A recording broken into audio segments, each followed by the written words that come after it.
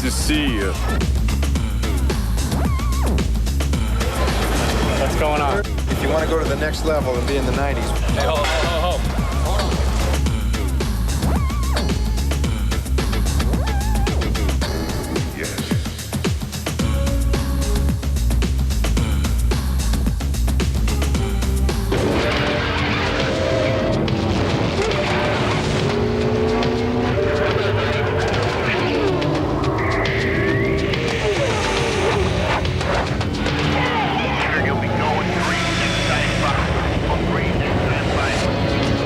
With just over an hour left in Wednesday's practice here at the Brickyard, Mike Skinner ran over some oil. His car broke loose and smacked the wall at the exit of turn number 3. Skinner got out okay, but his car wasn't.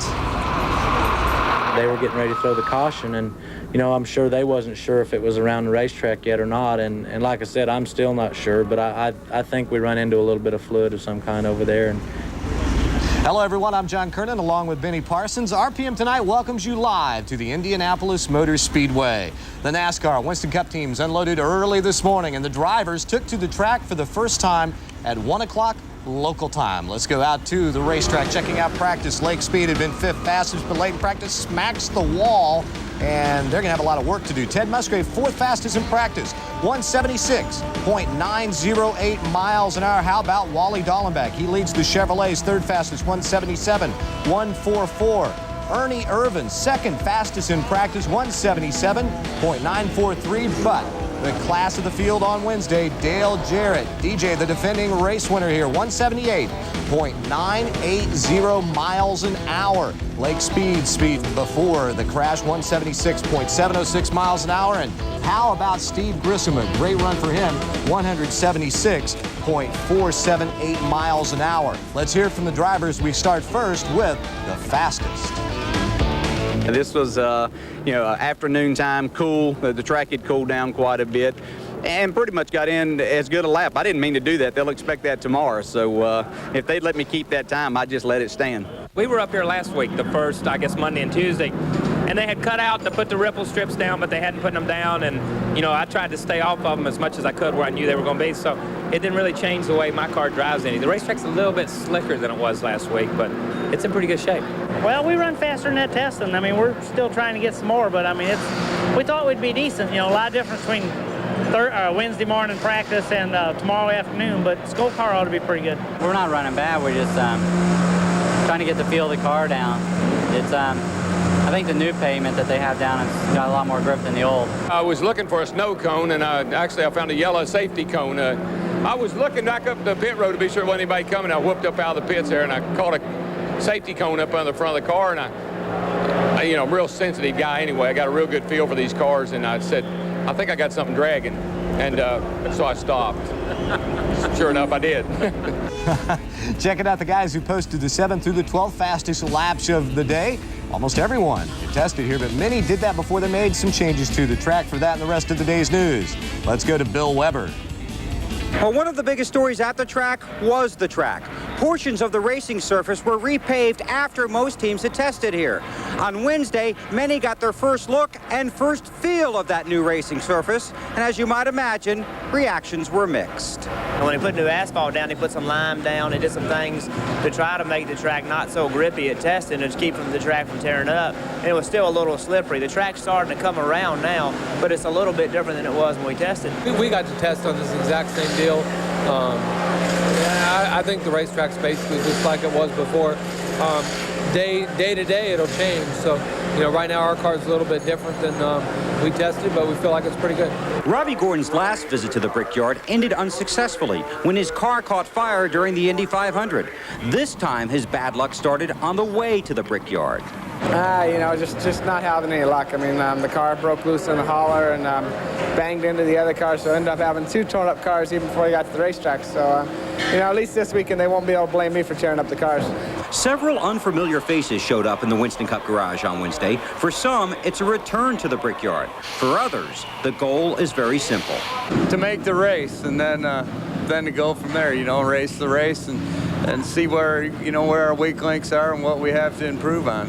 But the main goal is to make the race. I had not planned on coming to the Brickyard at all. I mean, I had planned on running the truck at IRP. I had made a Busch Grand National commitment that I've since backed out of because it was too hectic, and it's kind of like somebody knew that I was wanting something bright to happen, and it's going to work out great, I believe. Now, those are just some of the fresh faces hoping to make the field in the 4th annual Brickyard 400. The question everyone wants answered on Saturday afternoon, will we see a new face in Victory Lane? John? Thank you, Bill. Checking out more of Wednesday's practice speeds. John Andretti, 175.651. Jeff Burton was 14th fastest. Greg Sachs, how about that in the 91 car, 175.538. Rich Bickle trying to race this week. He's also leading the points in the truck series. They will race at IRP on Thursday night.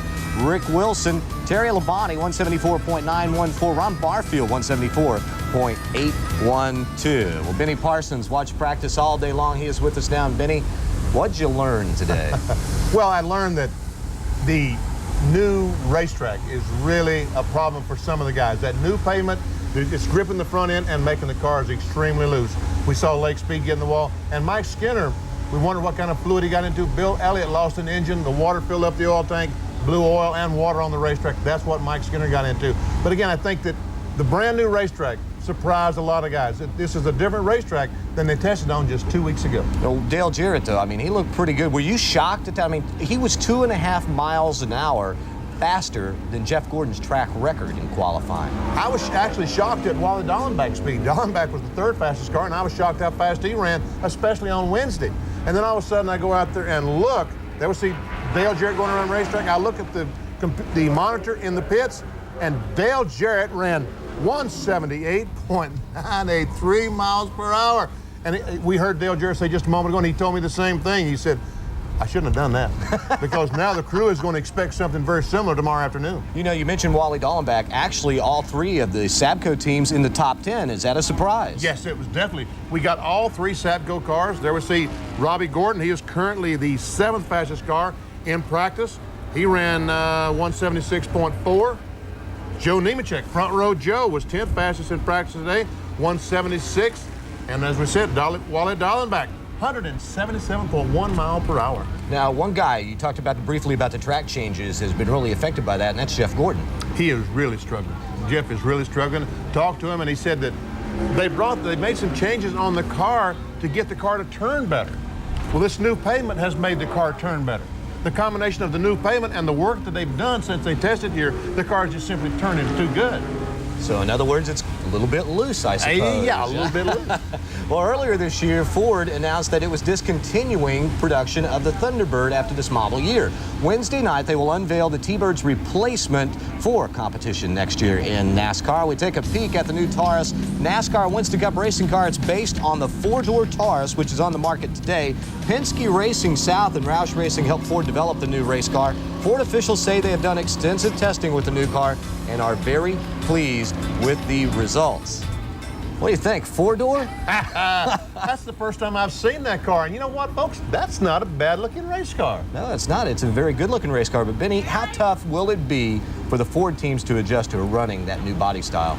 Well, I think that NASCAR will probably have to relax some of the testing rules to give them a chance to go out and test that car. You know, teams are only allowed 7 tests per season, and a lot of the teams have used 5 and 6 tests already. They'll probably need to go to Daytona, Talladega before the season is over to get some time on that Taurus to see exactly what it's going to take. And NASCAR will probably let them go to a racetrack that will not be racing that again, but I was sure that they'll relax the test rules and let Ford test that Taurus some to find out exactly what they have because, you know, let's face it, when they go to Daytona in 1998 for the 500, they want to be there a chance to race the Chevrolets and Pontiacs. All right, Benny, thank you very much, and enjoy the rest of the week here at the Brickyard. I will. Coming up on RPM tonight, the winner of the first Brickyard 400 joins us to look ahead to Saturday's race, and Wally Dallenbach has a very optimistic outlook on this weekend's action.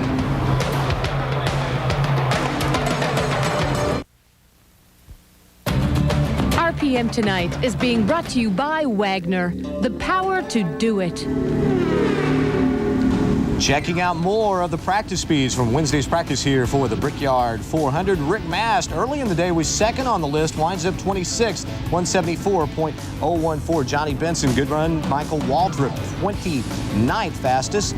Looking further back, Bill Elliott, 32nd. You heard Benny talk about his motor problem earlier. Bobby Labonte was 34th. Ward Burton was 36th. But getting back to a guy's name you saw on the previous page, Jeremy Mayfield. They tested here and were fast, but struggled today in practice, 28th fastest. You try to just still get the best you can out of your car, you know, make it drive as good as you can and get as fast as you can. But when you have trouble, you know, it also, you spend most of the practice, you know, trying to get it back to where you need to be. And really, it's just a good day. You just come here and make sure all your stuff's right and gives everybody a chance to get better.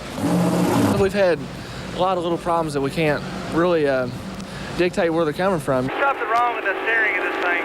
It ain't turned as good as it just don't feel as good in the steering wheel as we did with that here testing like it was. We tested down here last week and the car ran really good and just not feeling as good as it did the last time we were here. And we know the track has changed a little bit, but we're still working, still searching right now. That seemed like it helped it, you know, from the center off, and we wasn't bad there before, but I still can't get in the corner, you know, like I was the other day. We've had some funny front-end things going on, or funny feeling things going on, so we've tried to correct that and look for a problem, you know, but we really haven't found anything yet. We know the track's also changing too, so that's, you know, that's been going on the whole time also.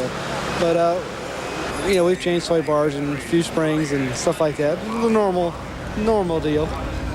Well, Wally Dallenbach Jr. was among the fastest drivers in testing here at the Indianapolis Motor Speedway, and Wally kind of backed that up. Third fastest today in practice. How did it go?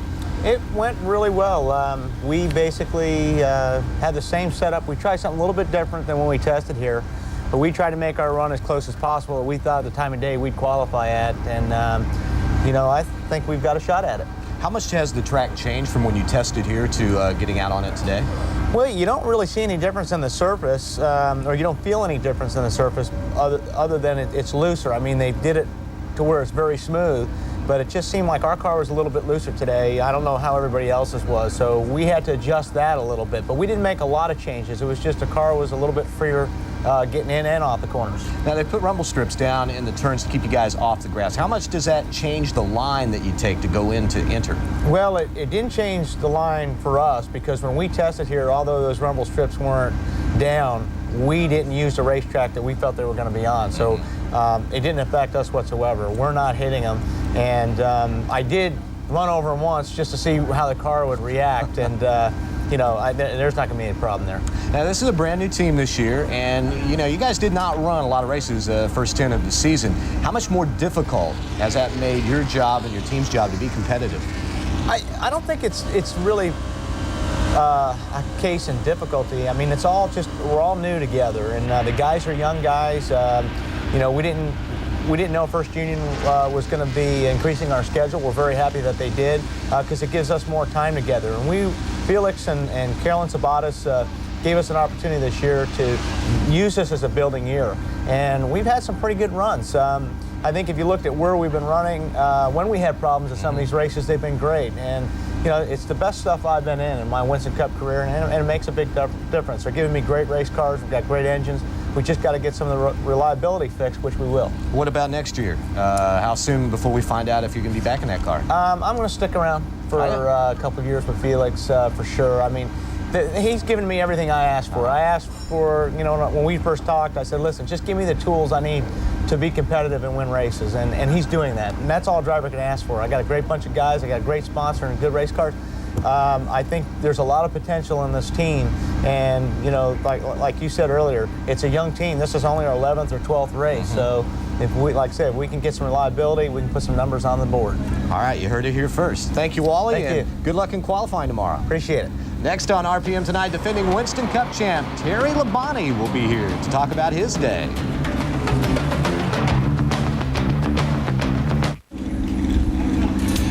Jimmy Spencer ran 36 laps in practice today, but just 39th fastest, 172.911. Tim Steele, 43rd fastest on the day, 172.486. Ricky Craven, talked to him earlier. He wasn't real happy, 171.920. You can see it there, but he hopes to have that car running fast for tomorrow's qualifying session. And Mike Wallace, that team spent most of the day just familiarizing themselves with each other with 51 cars. Mike, 51st, 170.055. We're joined now by the reigning Winston Cup champion, Terry Labonte. Terry, you told me earlier in the day had a few problems getting the motor going, but I saw you out there on the racetrack, so how'd your day go? It went okay, finally. We had a ignition problem there to start with, and we couldn't get the car cranked in the garage, and so we had to trace that problem down. And I finally got out there. We made about 5 laps up to speed and ran pretty well. Yeah, 174.914 miles an hour, 20th fastest among the teams that practiced today. Does that give you a good feel for qualifying? Well, a lot of those teams made qualifying runs this afternoon, and we didn't, so I feel pretty good about it. I know that we can pick up quite a bit. We're taking a look at the track right now. They've made some changes to the racetrack. How's it feel out there? Well, it feels okay. It feels like it did when we were up here testing, really. They've got some new pavement down in the corners. They've got some little ripple strip things down the inside. It really isn't much difference. Now, growing up from Texas, you said A.J. Foyt was your favorite driver. What would it mean to you to win here at the Indianapolis Motor Speedway where Foyt had so much success? Gosh, I'll tell you what, to win here would be probably the ultimate win that you'd ever have. This race here, along with our Daytona 500 are the 2 biggest races, I feel like. And, there's so much history and tradition here at Indianapolis, and it would be a fantastic place to win. Darrell Waltrip told me last night that I could actually beat him in his Chevy if I were driving a Ford. Now, you finished behind 2 Fords last year in the Brickyard 400.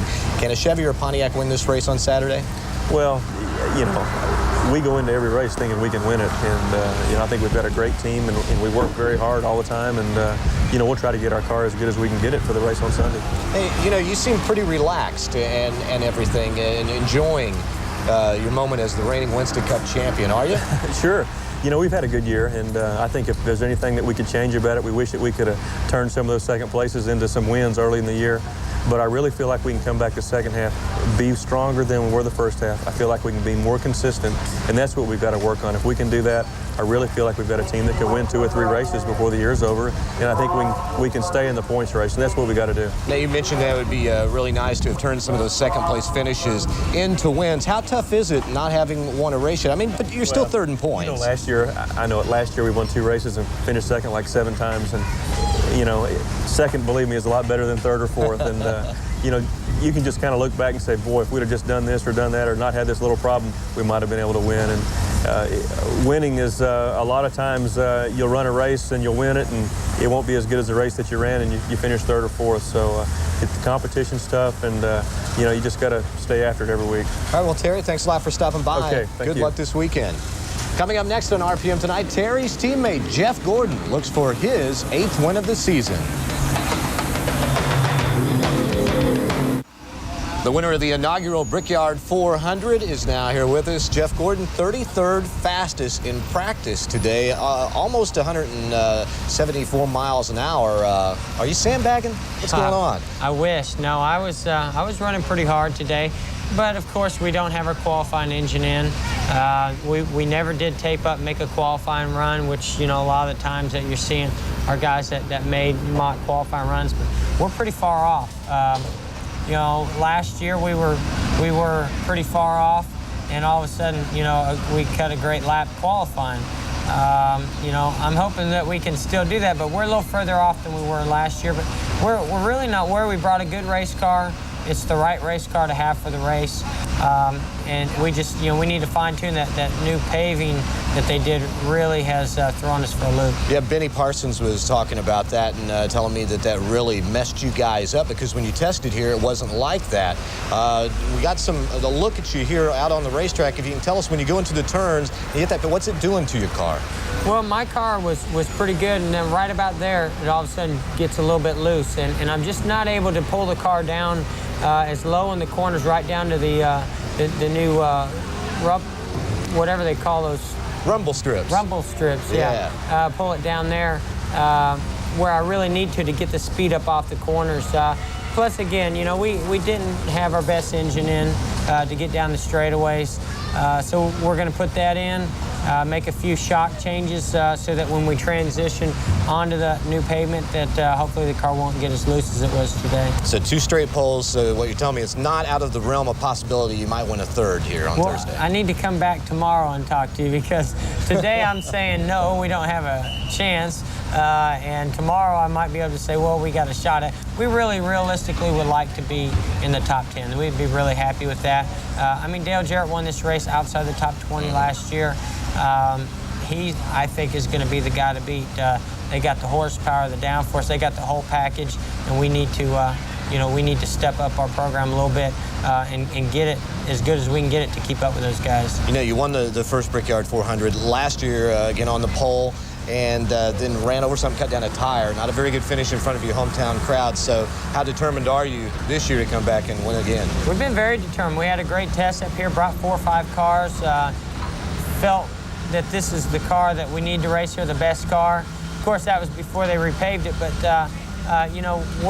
we're excited. I mean, I got a lot of fans around this area, and I just enjoy racing here, and I'll never forget that inaugural win, and would love to be the first 2-time winner of this event, which I know Jarrett and Earnhardt are saying the same thing when they come over to see you. Well, you know, you haven't won in about a month, Jeff. I got to wonder, are you feeling okay? Yeah, you sick or something? They're saying I'm in a slump. You know, this is just very competitive, and you've got to have everything going just right to win races. And we're pretty fortunate to have the 7 that we've had. And you know, we finished 2nd at Pocono and felt pretty good about finishing 2nd because Jarrett pretty much had everybody covered. So we felt pretty good to be 2nd, be the best Chevrolet. That's about all we can do. All right, Jeff, thank you, John. Thanks a lot, and good luck on getting the car sorted out on Thursday. RPM Tonight rolls to a close. We'll be right back to wrap everything up in just a moment.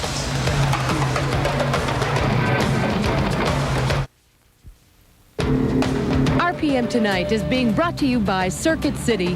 Hurry into Circuit City today. You can't get a better price. We guarantee it. The racing action starts tonight at IRP with the USAC Silver Crown Race. Kenny Irwin Jr. races in all the events over at that track this weekend. And Robert Yates Racing has scheduled a press conference Friday morning that could involve Kenny's future. John, a big press conference Friday morning. Robert Yates is going to announce his Winston Cup driver for next year. Kenny Irwin Jr. still in his no-comment mode. You may not have time to go to that press conference. You got a pretty busy time here at IRP. Tell me about it. I'm excited just to be home this weekend, and tonight we get to run the Silver Crown car. We won this race last year with Johnny Vance, and we're just going to try to do it again tonight. Tomorrow night's the truck race with the Ray Bestis Ford, and we're just trying to win as many races as we can. We started out good, kind of faded in the points. IRP is going to hopefully turn it around. And then Darrell Walter put a Busch deal together with Kentucky Fried Chicken, and I got lucky enough to get in that. So think you can win that Busch race first time out? I just hope we make the show, and I'd consider that a success. I'll make a prediction for you guys. I predict on Friday morning he'll have